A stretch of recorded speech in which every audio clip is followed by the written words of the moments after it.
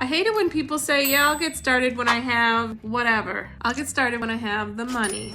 I'll get started when I have the inspiration, or I'll get started when I have more time. You see, most people use the end result as the reason to get started when it's actually the other way around. You start when you don't have the resources. You start when you're a nobody and you have zero credibility. You start when you're not motivated or inspired whatsoever. Because all those different scenarios will actually create the emotion inside of you to go out and get it done.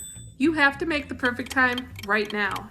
And here's the good part. When you do the things that you're scared of and that you procrastinated on and you go out and actually do them, you feel really good about yourself because you know that you did the right thing. Don't wait for inspiration or the perfect time to start your business.